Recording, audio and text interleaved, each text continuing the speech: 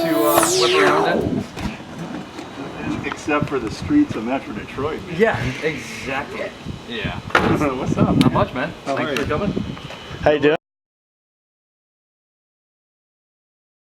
3, 2, 1. And thanks for jumping in for another podcast. You're here at the Conor Ahearn Podcast. You have Conor Ahearn, your host, with my co-host Christian Scarley, and we have Garrett from Detail Garage. What's up, guys? Yeah, how about you give a little brief introduction as to what Detail Garage is and what you're doing with it? Yeah, my name's Garrett Kubiak. I'm the owner of Detail Garage Detroit. So we're the first kind of detail product automotive franchise in the Midwest. So we opened, I think, the first Detail Garage, which is the face for Chemical Guys. I should mention that. It's the brick and mortar. Yeah, brick and mortar face of Chemical Guys franchise. And I don't remember when the first one started. Maybe it was about 4 years ago. Yeah, they have about, 54 locations at this point? I think it is 54, yeah. Yeah, We and were international 47. too, yeah. Yep. That's crazy. Yeah, it's pretty neat. We opened store 47 here in the Midwest, on the east side, obviously, which is why we call it Detroit East. It'll be Detail Garage Detroit. We'll do 3 or 4 stores in Metro Detroit. Okay, so this is just part one, phase one Part of... one. Yep. Awesome. Yep. So how did you get into Chemical Guys? Where did you stumble across that product, or did you know the guy I beforehand? found Chemical Guys probably almost 10 years ago when I moved to LA. So 2011, I was looking for detail products, and I had stumbled on another couple of good brands, which were kind of internet based only, because I was tired of what I was getting out of the auto parts stores, you know? Yeah, that gets very tiring where you're like, this is a all right product. I'm not getting very much of a quantity of it for a good price at all. And yeah, the quality wasn't there.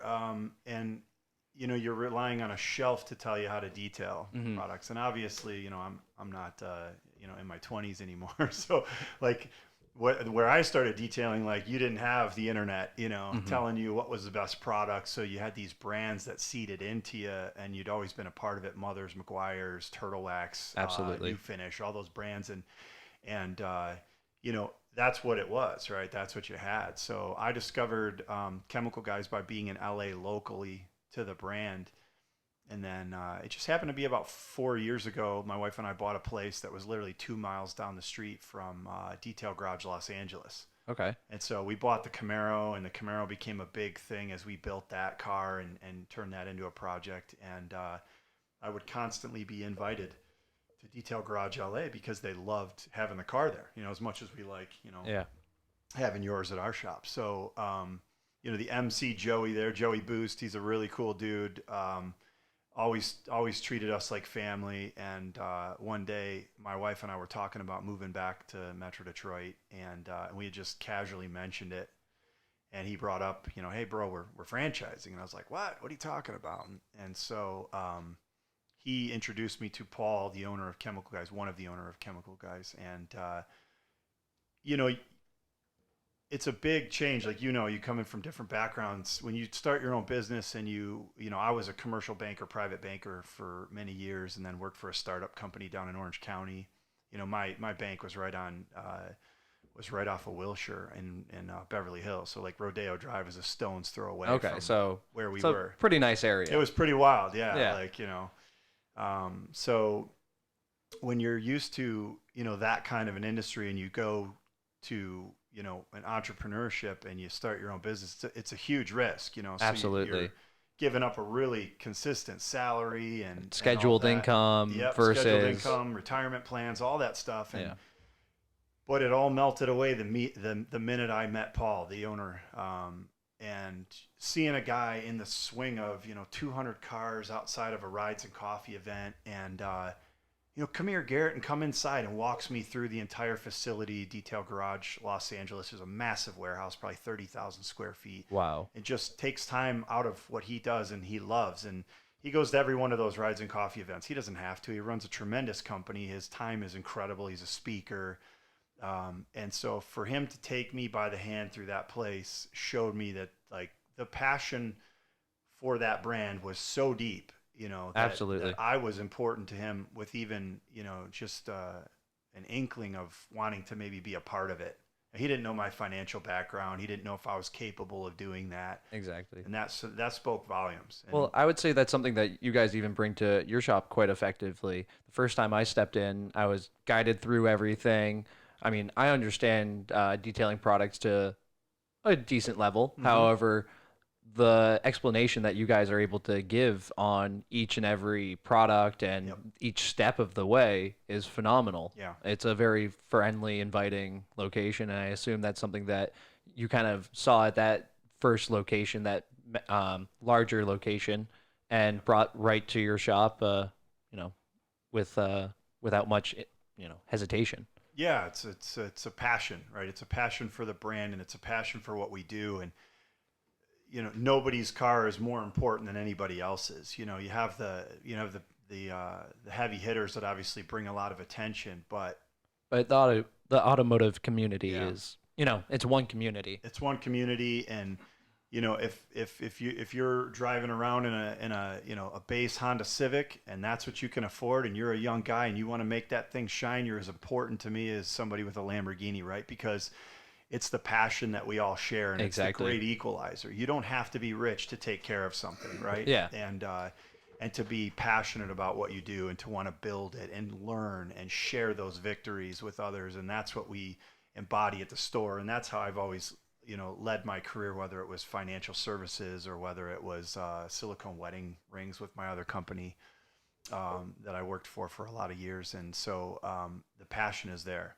When you love what you do, it shows. So you mentioned this startup. I'm just curious, what were you doing with that startup?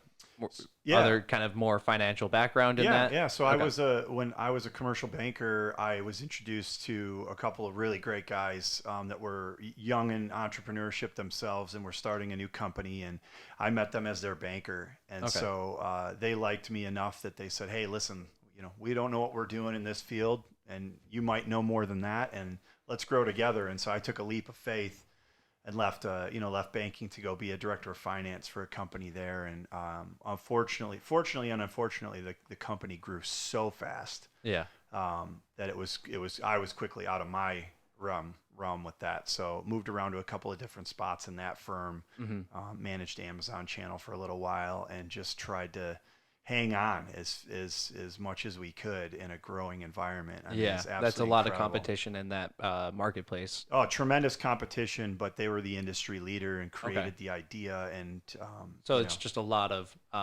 just intercompany expansion to keep up with. Tremendous. At that point. You're talking from sitting on somebody's couch making $20,000 a year to $35 million in a span of 4 or 5 years. Like that's a crazy expansion. Yeah, crazy expansion. Yeah. So, and those guys were mentors to me too. I've been blessed. I've been lucky. My wife is my champion, and she's, my rock. She does everything, helps us. Yeah, I see her at the shop helping you out at all the events with you. So couldn't done it without those guys. Can't do it without her. It's just I've been really, really fortunate to have great experience and have great family, too. And you had roots out here, or did she have roots out here? We both did, yeah. Okay, so makes sense to come back home. Yeah. And then you got to bring the Camaro. Yeah, got to bring the Camaro. I was stoked about that. We lost a pile of grandparents in a very short period of time, and it shook the family pretty hard. And so my wife and I looked at each other, probably a year and a half ago now, and just said, it's time. We've done what we've needed to do in LA. Yeah. And time to go see the family. It's time. It's the only commodity that matters, And so we wrapped things up, and we surprised our family last year on Christmas. We bought a house, and we just showed up on Christmas Day. That's quite a gift to the family. And told the family that we were back. And so it was really cool, really heartfelt Christmas. I'm not going to top it this year. Yeah, that's a hard one to. I'll have to do some good gifts this year, but it was cool. Chemical guy. It was fun. Gift packages. Yeah, maybe, right off. Yeah. But it was fun, and it was really cool. But I was super stoked about bringing that car here because I knew, American I'm pretty muscle. confident. American muscle, but I got a pretty sweet car. Like there's a lot of cool stuff out here, but not as unique as mine. Speaking of your car, we took some footage earlier, so we can just roll that. Yeah, but how about you give it a little rundown of what's going on with that Camaro? Yeah, it was I pulled it out of Oregon, I think it was, or Washington, I forget now, way up in the sticks. Bought it sight unseen, so I had it shipped down. I panicked when it showed up at work in Orange County, and the paint had looked like it had been flogged with a whip for 1,000 miles. Just daily driven up in the a guy daily drove it. Thankfully, it was all like brine or other things they put on the road, so there was no salt, so the car was rust free. But it was a leaky old 327 2-speed power glide car. Okay. So we proceeded over the course of the next 4 years to build it. Modernize the suspension. Wheels, tires. The car was mini tubbed and had a really nice setup underneath it when I bought it. Okay, so that paint was there, and you brought that back with chemical guys, right? Yeah, so we brought it back, and probably 30 hours of polishing, cutting and polishing to get that to look like that. I mean, if you've ever had a chance to see Garrett's car, I mean, you can understand how much elbow grease had to go into polishing that, because it looks like a brand new paint job every day I see it. Yeah, it's got little flaws in it, right? But it's a driver. Exactly. We put 9,000 miles, almost 10,000 miles on it in the last 2 years. So we drive the snot out of that thing. That's a good thing to do then. I mean, in the last 2 years, I've put 7,000 miles on the Huracan. Exactly. Yeah, you don't buy them to let them sit in a garage. You can't take it with you, right? Exactly. So but the experiences you can. Mm-hmm. And if you're not out there making those experiences, then shame on you. Yeah, I mean, those cars are worth going out on road trips, having fun, finding random roads that are good twisty turnies. I mean, we went out to a car show that was kind of a bit of a bust the other night, but I got to go through 2 hours of twisty turny roads, and that was well worth it. Where you show up and you're like, well, we had a good drive here at least. Yeah, and you get to inspire people too. You can't lose sight of that. Sometimes for us, we're on the side where we get exposed to a lot of really cool events, but you can't lose sight that could be a future connection for you someday. Absolutely. That one person that you inspire, that one young kid. Yeah, he might be the next big car designer, you never know. Or the next Christian von Koenigsegg, for all we know. Correct. You just don't know, and so you do those because it's in your blood, and that's what you like to do. Exactly. For sure. So you've always been kind of a car nut. Oh yeah, always. What was your first cool project car or car that you actually stood behind? Cool to me, we'll call it. But I had a 91 Lumina Eurosport that was all blacked out. I did it. I had the chrome lettering on the window. Okay. I don't know whatever possessed us to do that back in the 90s, but it was there. That's an interesting vehicle to go with. You don't see many of those. No, probably for good reason. But it was cool then, and then I got my first Camaro. I think I was 19. Okay, so you've been a Camaro guy for a while. Been a Camaro Chevy guy for a long time. My mom instilled that in me. She always bought Chevrolet, and I got that from her. Okay. Yeah. So it was a really neat little 3.8 liter 5-speed car. Had a posi rear end in it. We had a lot of fun with that car. Yeah, I mean, I've never had a Camaro, but all my friends that have Camaros, I mean, they seem to they definitely have a good time. I mean, they're good track cars. They're all around good American muscle. There you go. Is this what we're talking about? That's what we're talking about. Oh man. No, I didn't have anything that cool. But they're all like that. It's like you were the only one who didn't. Yeah, no. It was like a 3.1 liter V6 at the time, and maybe like this. Yeah, that's it. But it was black. Okay, yeah, that's a good looking car. It's not bad. I remember, it's guys, got this was the 90s, all right? Yeah. Give them some credit. I mean, it's got some Fox body notions to it, and sure did. Clearly, it has some racing heritage. It did. I mean, it did. NASCAR, it had the 2-door sport coupe look. It was pretty wild. Yeah, I like the hood vents on that. So this was back That's it right there. This was growing up in Michigan. Yeah, that's the old girl right there.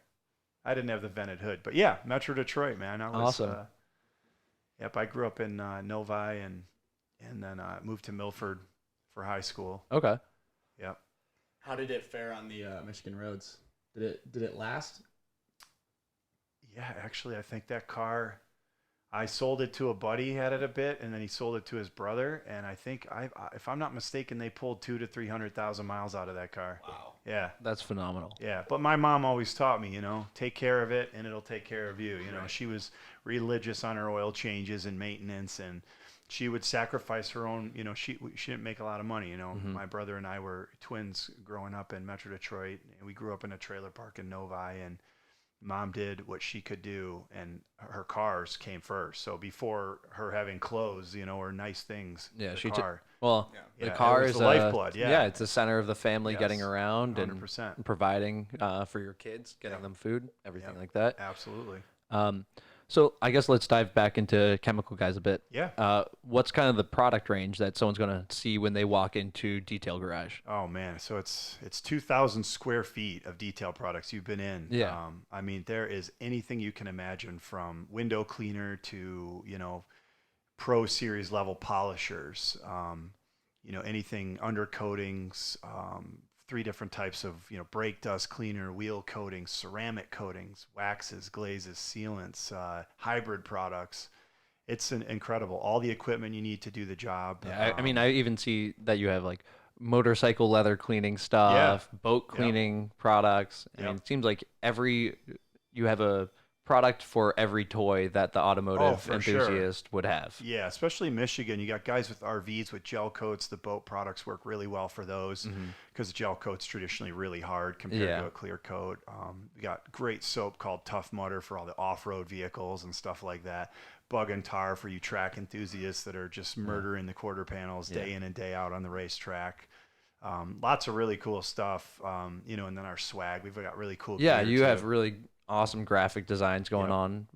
And so is that more of a specific to the corporate, or do you guys actually do those T-shirts? No, in-house? that's all corporate. They created the whole detail. They garage have line. awesome branding and I guess cohesive like persona. Yeah, it's a really neat. For Paul, it's a lifestyle. This is all lifestyle, and you guys will see me talk about that a lot in the post. It's important that people understand that we aren't just a detail shop.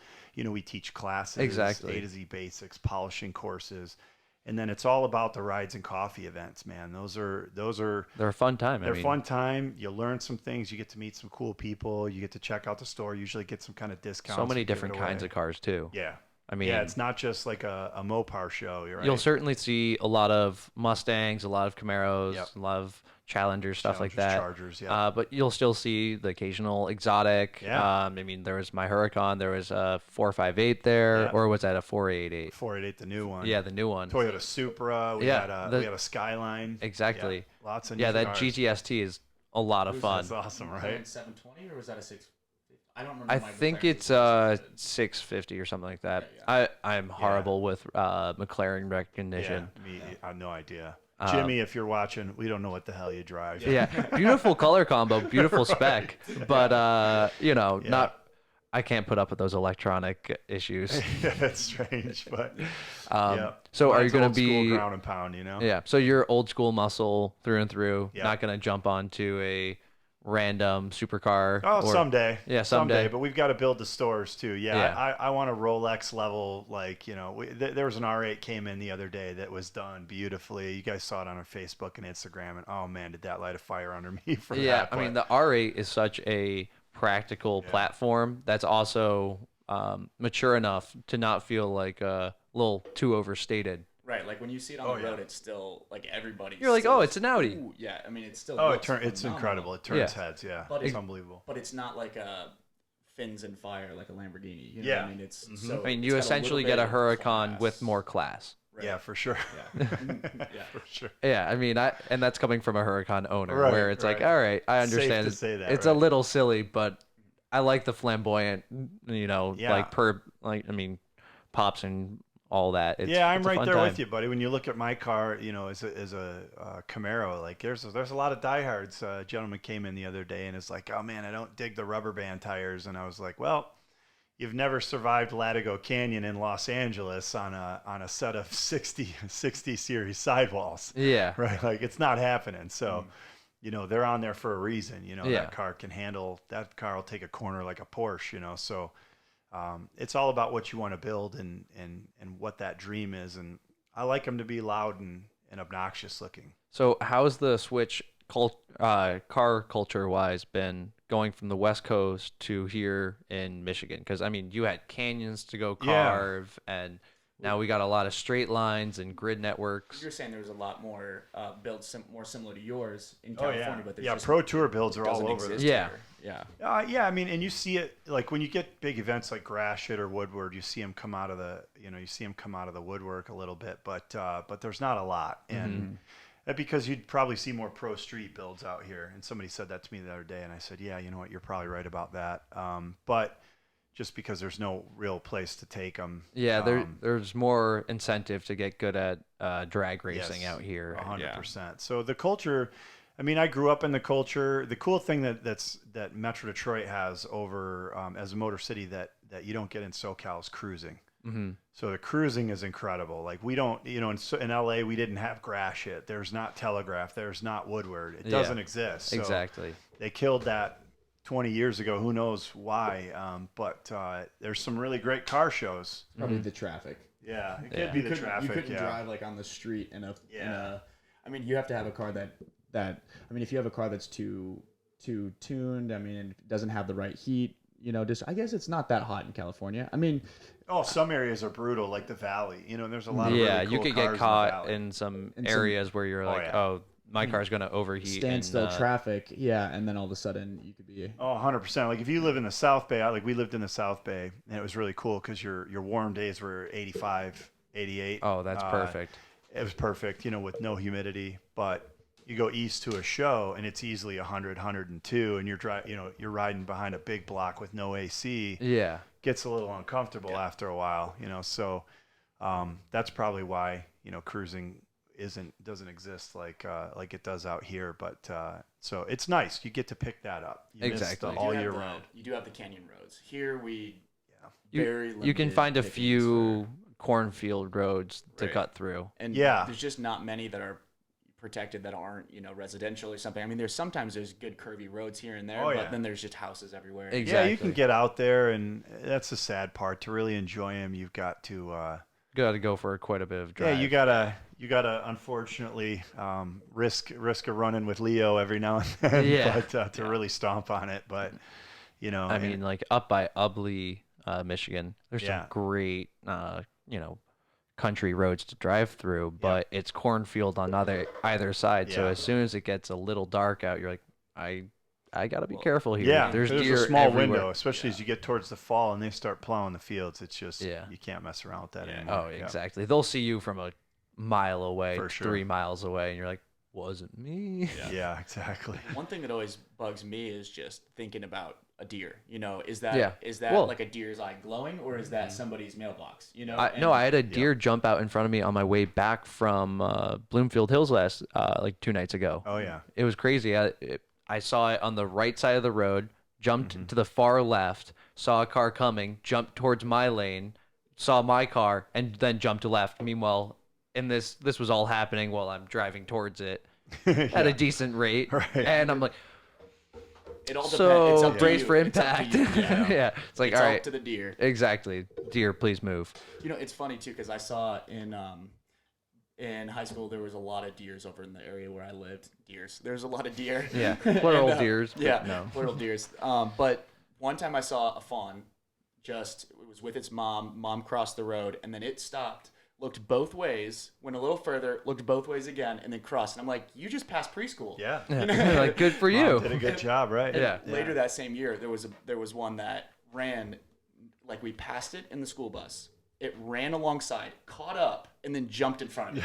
And we nicked it. Luckily, it was fine. But so you never know. Like I don't know. Wall Street deer or something having a bad year. Yeah. Who knows?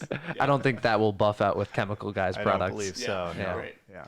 But so in addition to all the great, I guess, liquid products, you actually have the foamers and polishers. So I mean, and towels. Yeah, so those are some different store photos and things like that. You can see all our different technology, and we've got foam cannons and polishers and even some vacuum kits, stuff like that. That's something I know I need to pick up next time I'm there. Yeah, I want to get the big brands are Torque, Hex Logic. Those are some of the big ones that we carry and we partner with.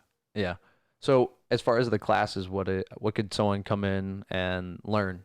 Yeah, great question. So the A to Z Basics covers everything from start to finish detailing. So you get like a $400 level detail. So clay bar treatment, underhood engine cleaning, interior cleaning, exterior coating, wheels. We cover it all. Yeah. So when you come into that class, be prepared to work. Don't wear your good jeans because we're going to put you to work. Yeah, you're getting under the car. Yeah, you're getting dirty, and for a good reason. Yeah, your car's going to be gorgeous after it, and you're going to know how to do it all the time. And what you learn more than anything is hopefully you don't ever have to do a revitalization. You stay up on top of these checklists. You know, I'm a finance guy, so you kind of do things from a process mentality, but, you know, create a checklist personally, you know.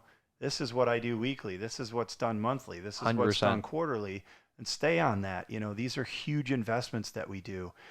The rate of home ownership in this country is falling, and it's like, you know, as gentrification happens in the cities, it's more difficult and more difficult for people to buy, and so the car is the biggest single purchase most people make. Yeah, and people need to be able to preserve that. I mean, not even investment, but I mean, need at this point. I mean, especially in the Midwest, it's not so easy to just walk to a job or anything like that, because it's very often you have you're only able to afford a house.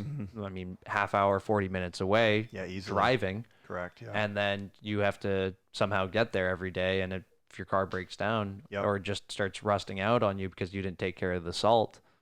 You've got yourself a real problem. Yeah, and it's fun to have the sports cars that we like, but you're never going to create any true wealth with just, you know, you're leasing a new car every single year. Like, you gotta put some equity in the bank, and you gotta get a good trusted daily that'll survive winters. Absolutely. That's 10 years old, you know, and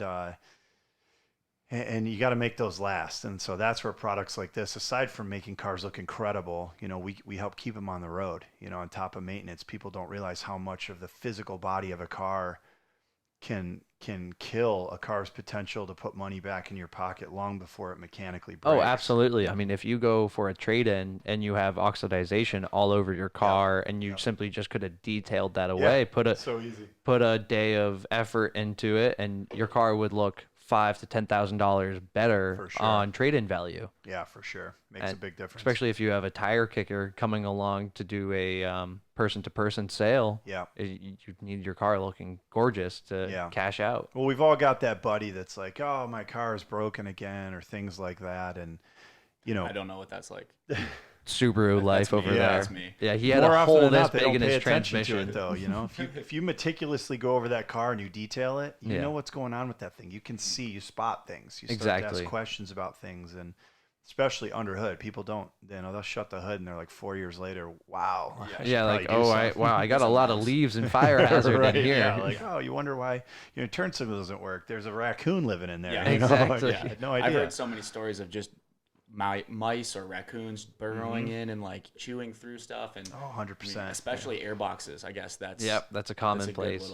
And then they get into the engine and just destroy. Yeah, we lost a gorgeous Roadrunner. I think it was Roadrunner. I forget. My uncle will kill me for not knowing this, but I think it was a '72. But mouse got into the under the hood where they stored it in a pole barn and chewed on the electric choke line and the fuel line, and so when my cousin went in to start it for the year, boom, up in flames. And that's a rough one. Gone. Yeah, I mean, first start of the year, you gotta go over everything. Go over everything with a fine-tooth comb. Make sure it's like it's a fresh build. Correct. Make sure that your paint marks are still at your torque locations.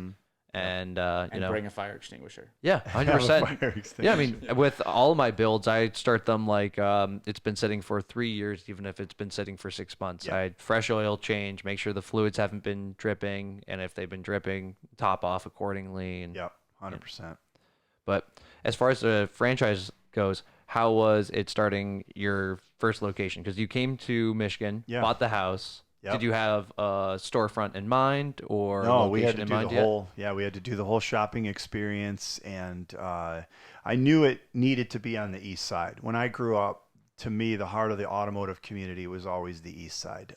And you know what we in Metro Detroit consider the east side. It's actually north. Yeah, you know like what I mean. But exactly. But for the most part, you know, and Sterling Heights, great population. You know, we have certain population dynamics as far as number of bodies that are in our target demographic, right? That a lot of good cut through area. Yeah, high visibility, high traffic. It's reasonably close to, you know, shopping plazas like the mall and everything like that. So, you know, for instance, even if you have a 16-year-old that's super into cars and his mom's out at the mall, she'll take him to Detail Garage without 100%. hesitation. 100%. And so we were shopping, and I wanted to be closer to the Warren area because obviously there's a huge population down that way, and but the retail rates were surprisingly really high because anything that was big, kind of a chain location that had availability was like an anchor tenant to Target. Yeah. So you're talking 3 times the rent value that where we ended up at Detail Garage,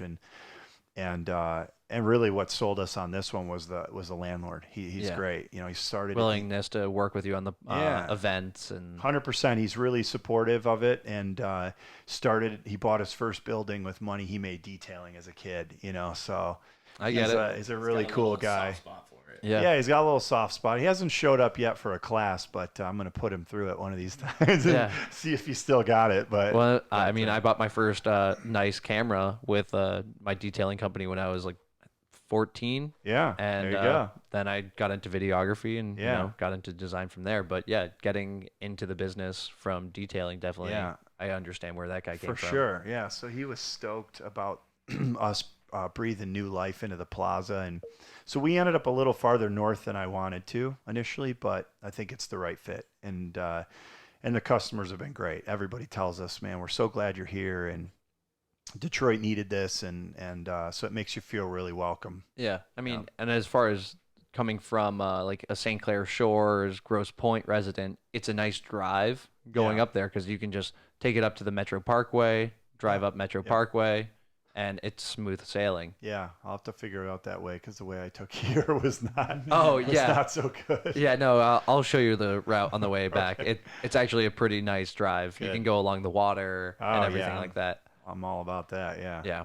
So, the franchise, you found the building, and then from there, what's a build out? Yep, full build out. Yeah, it looked like Joker and Prince had an orgy in there. It was a pawn shop previously. Oh man. Purple, orange, green. I've got pictures to prove it. Our office was like that. It was a candy store. Yeah. So purple, orange, red floors. Yeah. Like it had like Jolly Ranchers stuck to the ground still, and like taffy, and it's definitely one of those things where you find whenever you take over a spot from a former business, you're like, well, what were you thinking? What was going on here? Yeah. So we had a lot of that, and my family came out in spades, and it was great. They all got their hands dirty, and that really makes you feel special when they do that. Some people surprise you. People you thought would help had nothing to do with it, and then people you didn't were there daily. And so it's really, really cool to see when something like that comes together, and they were super excited about it. And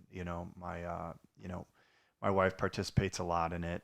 My sister-in-law, she helps do a lot of the marketing and does a lot of the photographs. And so, it's been a cool family effort so far, and hopefully we can get them more and more involved as we expand through Metro Detroit. So that having family here kind of helped establish the team, to speak. Tremendous. Yeah, you can't do it without them. You'll notice at the Rides and Coffee events, like they're all there. They're all there. Yeah. They're all there helping out one task, and no task is less important than anything. Because I have to be the face of that business 100%. As much as I feel like I'm the best salesperson to be in there, and show that passion and educate people on what they can do. I need to be out there and remember that this is why I did it. I want to enjoy those moments. So those events for me are really special. Yeah, you got to be out there shaking hands, meeting everyone that's new, and seeing who's here that's been there. Absolutely. So how do you find someone that's just as passionate about you for detailing and detailing products to fill the staff? That's the great question, right? Yeah. So I got lucky with my very first hire, Kishan, and he's an ex-detailer, and he's a great guy. Yeah, I can't even remember at this point now, 5 months later, I think it was a Facebook post I did or something like that, but he reached out, and I knew immediately he had a passion for it, and so he'll be the future manager of Detail Garage Detroit East. And then, hopefully with any luck, we'll get through the winter with the numbers we need to get through. And we'll do the second store towards the west side, maybe like Dearborn Heights, Canton area. That's what we're eyeballing for store 2. So those of you that are out there, keep that in mind. So what's the winter event plans? Do you guys have anything to perhaps kind of keep people coming into the store this winter? Or? Yeah, we're going to do a lot of classes. Yeah, Awesome. It's a great question. So we're gonna load up the classes. We're going to teach. Hopefully we get a lot of people that want to take that downtime and learn how to polish and work on the vehicles. So we want to do a heavy class schedule and get people ready for spring. Because you never know. March, April comes knocking around, and you want to be ready. Yeah, I mean, it seems like winter will last forever when it's here. Yeah, but it's it really does. only like 2-3 months, and then we are back to having our cars off Correct. jack stands Yep. and Yep. needing to be up and ready. Yeah, and if you're like us, we drive the snot out of them, right? Like, Yeah. I don't care if there's a threat of snow on Friday. It's 45 or 55 today and sunny. I'm going for a drive. You know what I Exactly. mean? I'm getting it out. Yeah, it's like if it doesn't drop below that like 42-degree mark, Yeah. I'm out there because that's kind of that grip temperature for starting off summer tires. You got to find the balance between grip and boost. Right. You got boost season is approaching. Yeah. I've already started to see some of the stuff on the internet. Everybody talking about, the cool breeze and then the Oh, the whoosh. Oh, yeah. That's part of why I want to get the Volkswagen up and going as soon as possible because that's a massive turbo. Yeah. And My daily's a stage 2 GLI, so okay, so you're right in that alley. Yeah. Yeah. It wasn't. I couldn't do it. It was the only model I think GLI that you couldn't do a big turbo on. Nobody developed it, which is weird. So Yeah, because usually all the VW nuts just Yeah. go straight for big snail. yeah, you go right for the stage 3 and just pray to God it doesn't pop. Yeah, But, I put a VW stage builds 3 on some solid mine, motors. and Yeah. then the company that I got mine from, they came out with the stage 4. So I'm just like, for the refresh, Yeah. we might be revisiting this situation. Yeah, and I was on summer tires from LA when I came back, so it was crazy because my wife and I were heading down Jocelyn Road, and we went to go stop, and there was just a light dusting of snow, and the car went sideways. And Yep. it was like time for the all seasons again. I mean, so- even a Subaru with summer tires on Yeah. with a dusting, No, it can't garbage. handle Doesn't it. matter. garbage. Yeah. Yeah. It's So- all about the tires for sure. And I'm a big fan of snow tires. I've always said, like, if it's wintertime and I've got only the exact amount of money in the bank to buy snow tires, I'll do that because it's, and you should. Yeah. I've seen people, I can, with snow tires on an all-wheel drive, you can whip down anything. speed limit, just normal speed limit with, 6 inches of snow on the ground and an active blizzard practically. And you'll see somebody else who clearly doesn't have even all season. Yeah, they'll have all and season they're and think sliding it's sideways at 10 miles an hour, Yeah. And Yeah, the that is percentage just- of stopping distance even on ice with something like that. They Yeah. just, even with VRP, they just look like such shit. I can't do them. They're Yeah. just terrible looking tires. It's pretty bad. Yeah. I mean, but as far as even tires go, you guys have products that help preserve your tires and keep your tires clean. Yeah, that's And- what I was mentioning right there. VRP does all the vinyl rubber plastic Okay. on the vehicle. Yeah, so I guess that skimmed right over my head. That's all right. That's all right. Detail joke. Yeah. But yeah, so we've got lots of cool stuff to keep the rubber clean, and but guys, you should be able to wipe. People don't realize this. You should be able to wipe your finger on your tire and not see black. Yeah. So everybody that watches this, go outside, wipe your finger on your tire. If it's black, get into the shop. Let us show you how to do that. How can what would you suggest? Do you message you on Facebook for coordinating a shop class or Yeah, what's correct. You can. That's great. You can message us, Detail Garage Detroit. Detroit at Detail Garage is our email, but you can message us through Instagram or Facebook. So I do all the marketing myself, whether it's taking video pictures, a lot of stuff I'll share from the different pages. So if you've seen like videos and it's not local, it's probably I've shared it, but so if you make a stupid comment, I'm going to call you out on it. Yeah, right? you're not only the face, you're actually the person That's right. doing the talking back Absolutely, and uploading and not everything. not afraid to provide an internet beat down. If you get snarly with my ladies or any of my Michigan has content. plenty of meme culture and I love the meme culture. It's good, but these are real people on the other end of these posts, and they're hardworking and they deserve respect. And so we try to. I have to delete some stuff. I have to filter. You'll type it out and then you're like, yes, that's funny for culture, not so funny for can't do it anymore. Yeah. How do I want to respond to that? Yeah. It always blows my mind. The people who, I think it was Wendy's on Twitter. Oh, yeah, is they hilarious at clapbacks. I mean, They somebody will, roast people. yeah, somebody will, somebody will say like, wow, I can't believe this is that, you know, I had absolute crap at your place or whatever, and they're like, wow, that's crazy with all of your 22 followers or something. Yeah. And they'll just rag on people, and I don't know how they walk the line of too far and not too far, but they do like I think they're crazy such a job big at it. company that we're all familiar with like this wholesome brand that we're willing to take some joking and dark humor to it because you know, it's been around forever, but being a new company, it's kind of hard to insert that joking nature or kind of dark humor without someone being like, that was crude. Yeah, and it's a little less surprising if it's a smaller company that hasn't already established some super corporate Exactly, because you're just like, oh, that guy's not very professional. But keeping... Yeah, you got to be careful because, like, for us, they come right in and see me, you know exactly. what I mean? Like, so you have to be careful about that. So I try to keep it classy and tasteful, and I want it to be a learning experience for everybody, but... more often than not, the fans will roast them for you, which is good. So I've seen some good ones. Exactly. Yeah. I mean, I remember when I first posted up my LS3 Miata build. Yep. Every component is brand new, crate motor, and after I don't know, like 200 likes on the photo, one random person spotted I had fake bride seats and tried to roast me on it, and then. I mean, I would say 20 or 30 people are instantly on him. Like, are you kidding me? Like, no, shut up, kid. Like the fake bride seats. No one needs to spend $5,000 for 2 seats for a project car. Right. He's not tracking it yet. Doesn't need to have it compliant. Yeah, exactly. If they're gonna be all full of monkey butt in like the first 3 track days, so like, who cares? Yeah, if it's just a grassroots event. Yeah, if it doesn't break in half, it's working. Exactly. Yeah, Amazon deal is Amazon deal. Yes, correct. Yeah. So what else is part of the expansion? You are going to expand to one more location first before you go for 2 at once. Yeah, we'll try to do, if it works, we'll do back to back to back. Okay. Right? The key is to try kind of triangulate around Metro Detroit, bring that experience to everybody around the Motor City. I think it's going to take 4 stores to do it. Yeah, because we have quite a few gaps around the city because it's a kind of a water-based city on the river. Right. And so you're kind of north of the city right now. Yep. So there will be likely, like, let's say the plan would be potentially like to get onto the west side, like I said, Dearborn.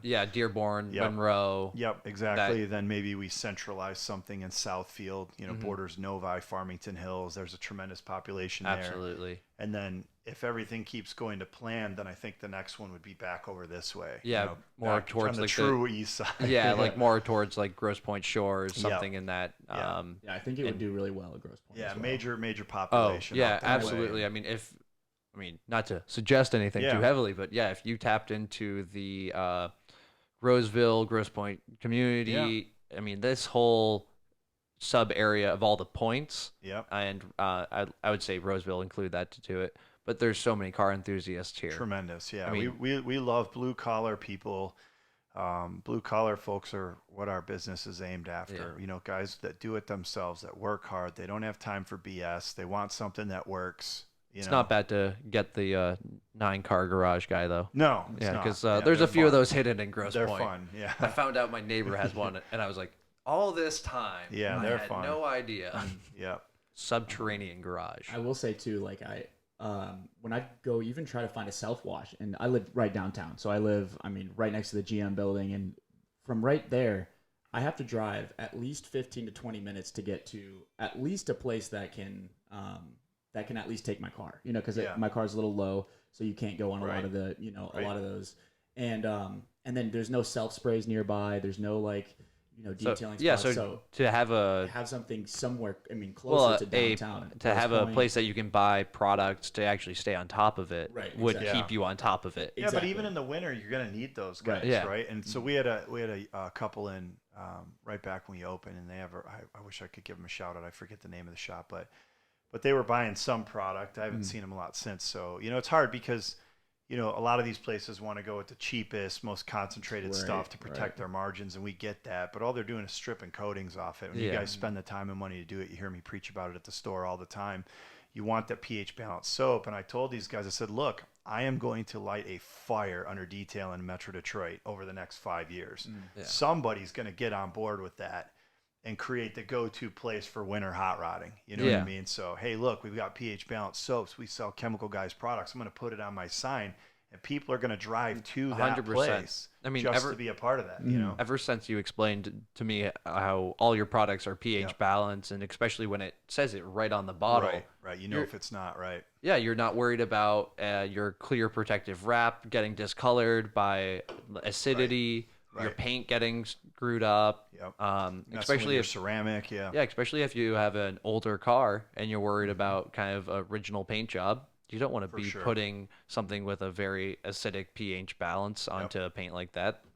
So, I mean, so we'll teach some, on that note, we'll teach some winterization courses. I think we're going to do a lot of, once September starts rolling out, we're going to re-gear and change a lot of our marketing advertising to do a lot of like how to get through winter type of stuff and make things tutorial kind of basis. Yeah, because you don't get a lot of that content out of LA, right? No, you really don't. Yeah, so we have to create it, and there's a few franchises now that will all stick together that are in climates. Yeah, what's the franchise like intercommunication like? It's awesome. Yeah, we have a Facebook group right now. We have actually a different site we're going to at the end of September, I believe. Where we're going to have, interconnection, but we chat a lot. Okay, so there's a lot of back and forth of like, hey, this product is doing very well over in this market, this product not so much, or... Yeah, absolutely. Yep, and that even goes as far as video content. What kind of engagement are you getting on that social platform or this video versus that video? Like what genre should we dive into? Makes sense. Yep, it's really cool. So we pick up stuff from each other. Like you guys saw my towel drop video with our model, and and that went viral. Yeah, that was good. Corporate picked that up, and every other store grabbed it. And if you didn't, you should have. So those are some really fun stuff. But we share a lot of that. So as far as general franchising, do you have any advice to a entrepreneur that's thinking about franchising or someone that's about to jump into that entrepreneurial bracket? Yeah. Spend time with people, no matter where you have to go. Spend time with people that have done it. There's a sales side of it, right? And so you're going to speak to the people on the organization that are representing that. But they're only one voice. They're only one side of that. You need to hear what it's like on the ground. Yeah. And that's really neat. Chemical Guys knows that, and our director of franchising, Chad, he's an incredible dude, and so he takes you through the process with other DG owners and makes you walk through the stores and kind of talks to you about the challenges they're facing straight out. And that was one of the reasons why we picked up the franchise. They do a really good job with Detail Garage franchises to help you see both sides of it. Yeah, to really explore the mindset and make sure you don't miss your mark. Yeah, 100%. Just make sure you know what you're getting into is the biggest thing, whether it's a Subway or whether it's a Detail Garage franchise. Well, and I guess you also came from the background of being very financially literate. Yeah. Yes. I mean, understanding how to keep yourself afloat is definitely not something that everyone has a skill set in. You gotta make sure you're capitalized first. Don't go into it if you can't fund it yourself. Get help. Make sure that person makes business decisions like you do. You don't want a yin and yang. Yeah. You want somebody that's financially responsible. You don't want, I'm the creative guy and he's the no. You can have some of that, but you both have to pay attention. Yeah. And so if you have to go out and resource capital, just make sure you know the person that you're doing it with. And makes sense. Yeah. So with that being said, any final shout outs for events coming up at Detail Garage that you want to get everyone to? Or? Yeah, absolutely. Yeah. So we're going to plan something really big. Details yet to be announced for the end of September. It's kind of like a season ending show. Okay. But we've got some of our brand ambassadors coming. We've got some really cool cars that we're going to have lined up that Metro Detroit may or may not have seen. And so it's going to be a big show. So that'll be the last Sunday in September. And there will be more details to come on that over the next couple of weeks. Awesome. Well, thank you very much for coming in. Yeah, we appreciate it. And if you've made it to this point in the podcast, we appreciate you. Have a good one, guys.